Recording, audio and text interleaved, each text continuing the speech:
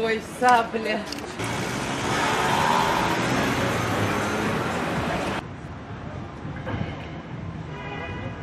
Я с Северного Кавказа, с Карачаева-Черкесии, город Черкесск. Меня 20 лет мучил вопрос. Когда на 920-й сопке на Апианде мы были, принесли раненого всего в осколках. И у него от сонной артерии, наверное, не хватало буквально сантиметра. Ранение очень сильное. И когда он на меня посмотрел, мне на тот момент, конечно, 16 лет было, а может уже и 17. Он на меня посмотрел и сказал: не подпускайте ее ко мне. Может, я еще выживу. И меня всегда этот вопрос 20 лет мучил, потому что я с разведгруппы «Сатурн-Ураган», но мы с Антицией шли в одном направлении, они чуть выше были, мы чуть ниже. Это уже перед тем, как спуститься в Ахалшине, в Павловку, в Адишу, и чтобы выйти на город Сухум. И спустя 20 лет на кладбище с этой группой, с ребятами мы встретились. И я узнаю, что это Авицба, и что он живой. И, наверное, вопрос, который меня мучил 20 лет, обрадовал меня, что человек все-таки жив, который меня не подпустил. Во время войны меня ранили, но ранили меня в бронежилет. Это был такой момент, когда мы выходили из блиндажа в Беслахубах, и мой командир, на тот момент небольшая группа, которая приехала на подмогу, и поставили командира Руслана Чокуа в Беслахубу. Мы приехали, и он говорит: ну, расцветало, он говорит: вот сейчас расцветает, давайте медсестру. И еще у нас был взрослый мужчина, это Мигона Ханагуа. И он говорит: вы выходите, а мы будем попозже выходить. И когда мы вышли из блиндажа, была такая небольшая сопка, и выходили, и уже вышли на трассу. И в этот момент грузины начали обстреливать с миномета. Недалеко взорвался снаряд, и я упала в этот момент. И Мигона, который шел чуть-чуть впереди, он тоже упал. И я слышу, что он встал, но как бы я еще лежу, и слышу, он говорит... И он зовет меня: Лали, Лали, Лали. А я, знаете, я лежу и не знаю, почему я молчу. И в этот момент я слышу, он говорит: что я скажу твоей маме? И я как будто меня кто-то разбудил. Я говорю: да я живая. Я встала, и он меня обнял, и говорит: слава Богу, ты живая, ну слава Богу.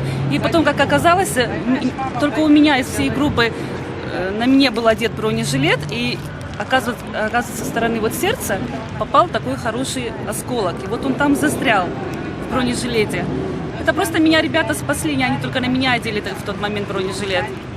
Папа находился здесь, а бабушка находилась здесь. Ну, все жили в переживаниях, как бы. Были детьми, но много чего понималось. То, что это война, и то, что это связано как бы с гибелью многих людей. Помню своего дядю, который периодически приезжал с позиции, успевал только, ну, как говорится, помыться, поесть. Узнали в Сухуме о том, что мой папа вообще русский, но узнали о том, что жена абхазка. Его очень долгое время искали. Он прятался буквально в люках и не ел, не пил. Его соседи же искали, чтобы расстрелять. Вот этот момент хорошо помню, потому что какая-то информация поступала о том, что если его найдут, то его убьют. Но тем не менее отправляли какие-то корабли с беженцами. Вот ему помогли выехать, и он как-то спасся. На второй же день буквально он пошел в штаб, ему дали пулемет, и он ушел на войну. После этого мы его не видели до того момента, как закончилась война. Я не местный, я из Осетии, Юра Плиев. Приехал я заранее, у меня был отпуск.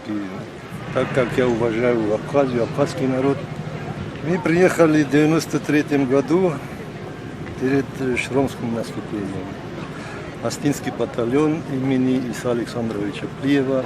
Когда мы приехали, и первый раз увидел Владислава Григорьевича, я тогда сказал, я говорю, этот народ, у кого такой лидер, нельзя победить.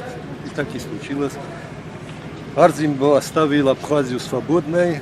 Не менее великий был Сергей Багапш, он оставил ее независимой. Я имел 3 отряда. Один отряд по оказанию помощи тем крестьян, чьи дети были на войне. То есть оставались старик и старушка, им надо было в уборке урожая, что-то такое. Мой отряд выходил на них и убирал. В войну я познакомился с одним изумительным, неповторимым человеком. Его фамилия Смыр Казым. Вот эта семья мою семью спасла от голодной смерти. Я у них не жил, но где бы я ни был, он привозил туда и мясо, и курицу. И вот эта семья на всю жизнь у меня останется. У моего отца вообще повреждена была с самого детства рука. Но это, естественно, не помешало ему пойти на войну.